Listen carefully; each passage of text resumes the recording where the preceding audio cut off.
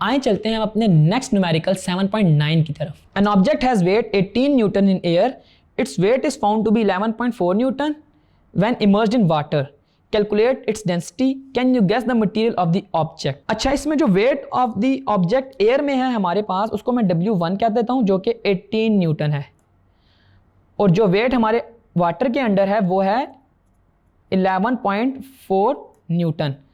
आपने इसकी डेंसिटी को फाइंड करना है, और आपको पता है कि डेंसिटी ऑफ द वाटर क्या होती है हमारे पास, 1000 किलोग्राम्स पर मीटर क्यूब। ठीक है जी। आपको पता है कि जो हमारे पास डेंसिटी ऑफ एन ऑब्जेक्ट का फार्मूला है वो इक्वल है W1 over W1 minus W2 multiply by rho. ठीक है जी। तो W1, W2 और रो तीनों चीज़ें हमारे पास गिवन है, इसके अंदर पुट इन करते हैं और हम डेंसिटी को फाइंड करते हैं। 18 ओवर 18 माइनस 11.4 मल्टीप्लाई बाय 1000, तो ये मेरे पास इक्वल आता है 2727 किलोग्राम्स पर मीटर क्यूब। आपके पास जो डेंसिटी आई है वो है ये 2727 किलोग्राम्स पर मीटर क्यूब। आपके न्यूमेरिकल के लास्ट पार्ट में इन्होंने पूछा हुआ है कि can you guess the material of the object.